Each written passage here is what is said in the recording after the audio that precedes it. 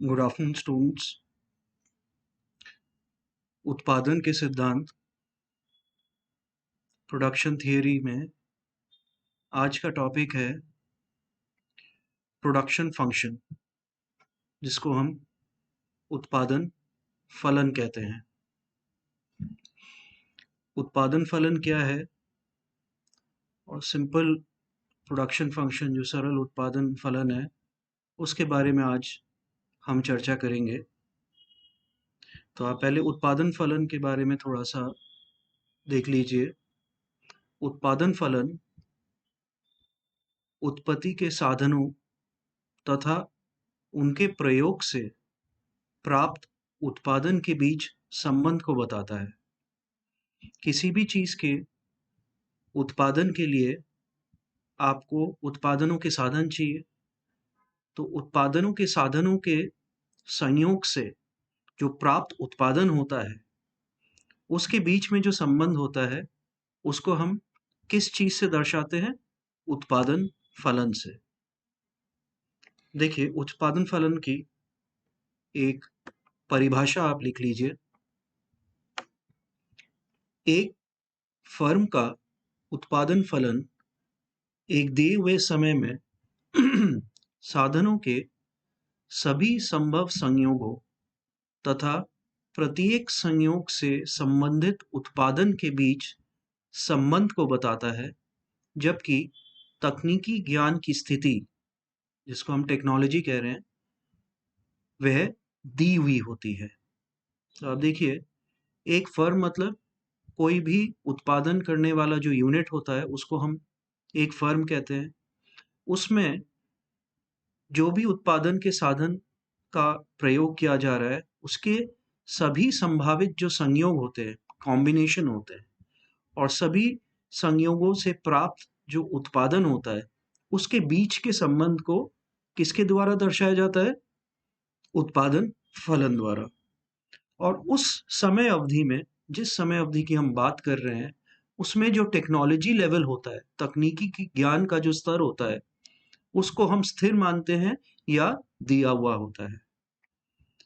अब मैथमेटिकली अगर production function को देखें, गणितीय फलनीय संबंध, एक सिंपल प्रोडक्शन फंक्शन को हम एग्जाम्पल लेके चलते हैं।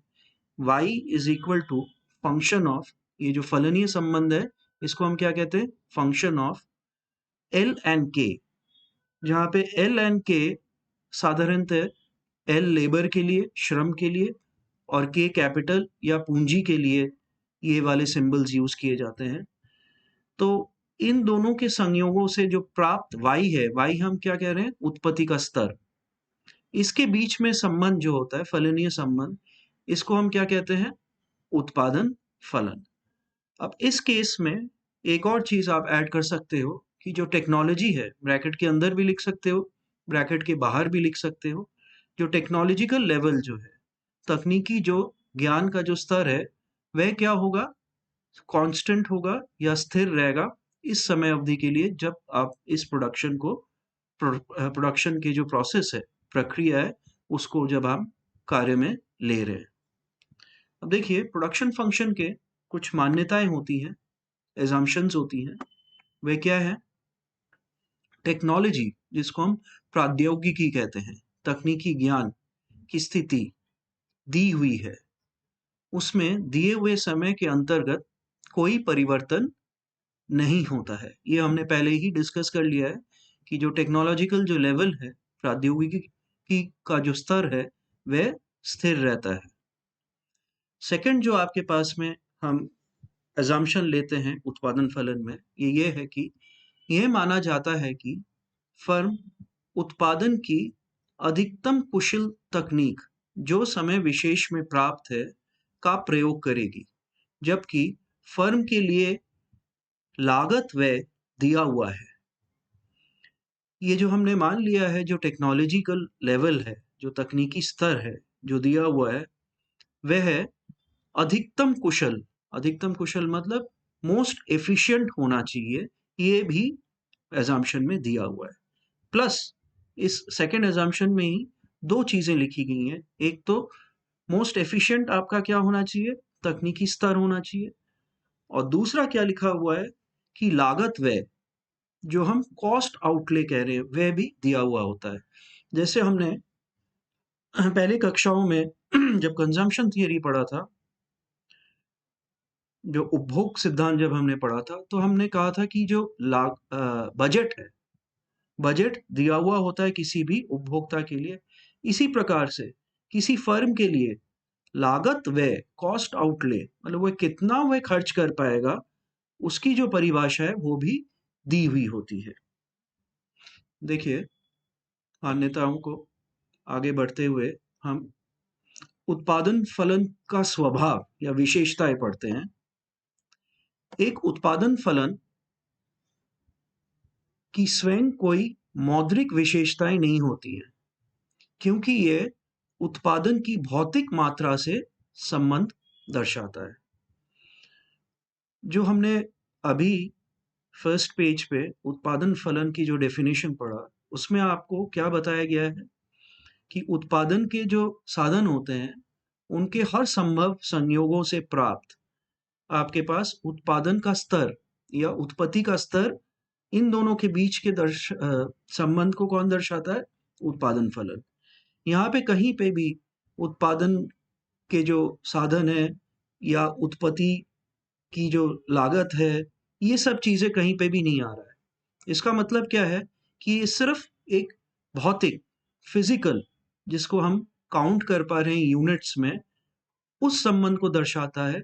और उससे जो जुड़ी हुई कीमतें हैं, जैसे उत्पादन के साधन की कीमतें होती हैं, या उत्पत्ति जो आप उत्पादन जो करते हैं उसकी कॉस्ट होती है, या फिर उसको जब हम बेचते हैं बाजार में तो उसकी प्राइस होती है, तो वह सब चीजें हम इस संबंध में नहीं लाते हैं। ये सिर्फ भौतिक मात्रा को ही दर्शाता है। सेकंड क्या विशेषता है आपकी उत्पादन फलन की?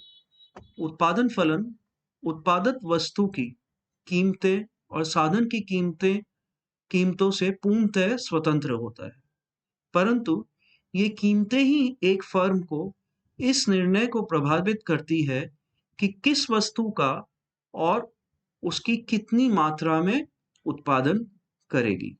अब देखिए, जो प्रोडक्शन फंक्शन है वो पर से कीमतों के बारे में कोई संबंध नहीं दर्शाता है। ये फर्स्ट आपके उत्पादन फलन की जो विशेषता है उसमें हमने बता दिया है।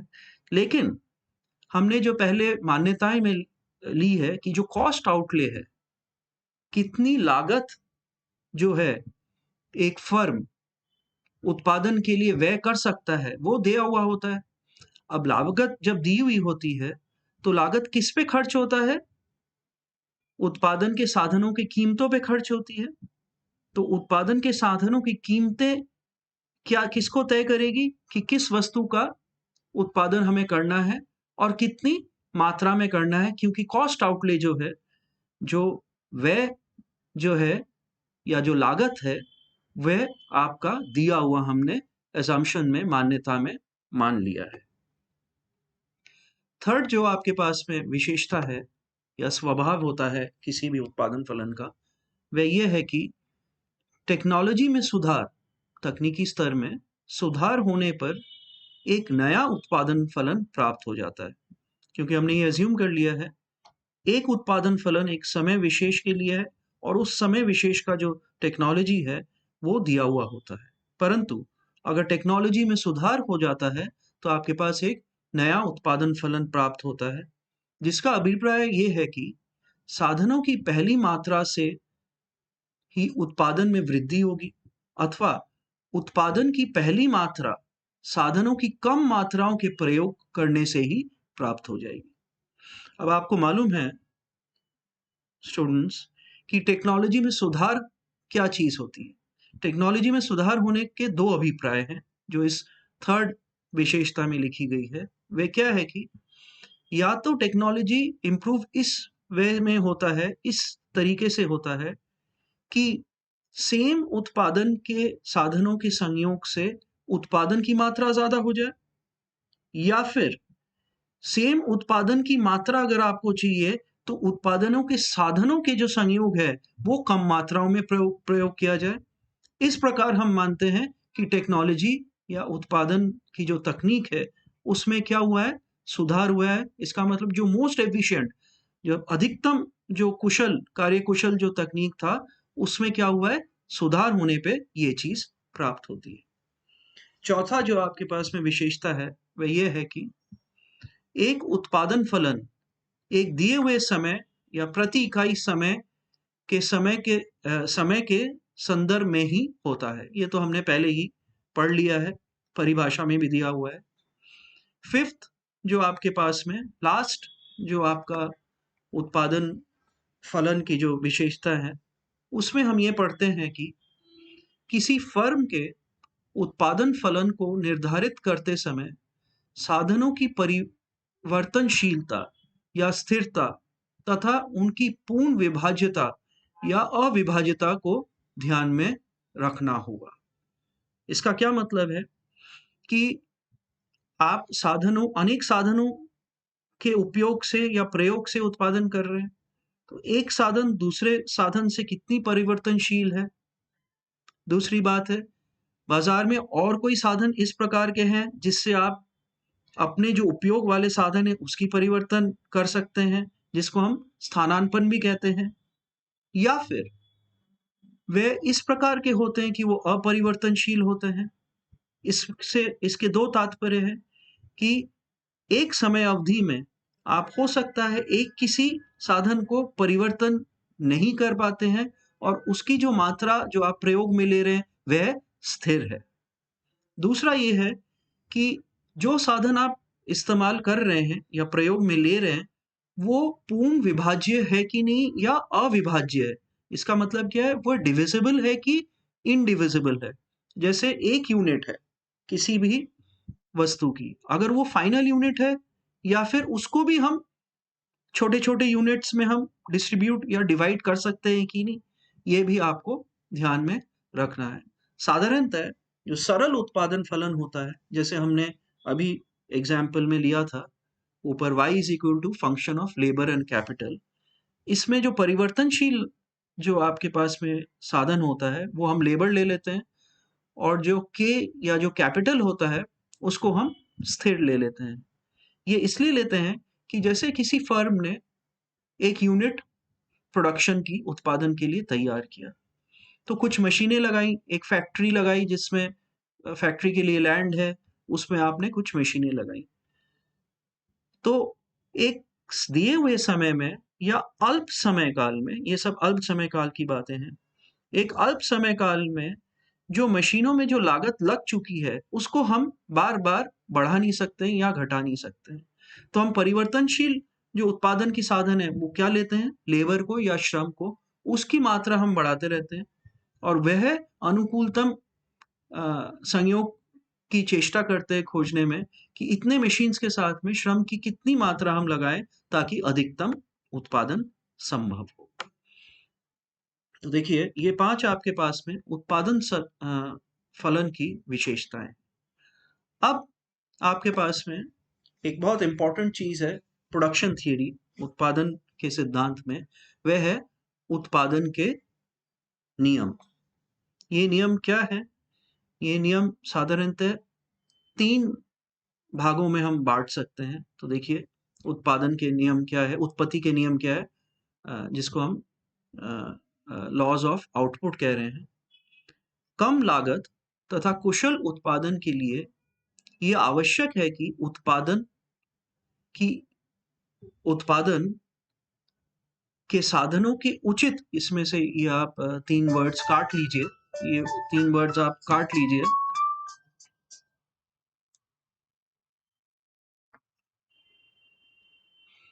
एक सेकेंड होल्ड करिए, ये मोबाइल ऑन रह गया है।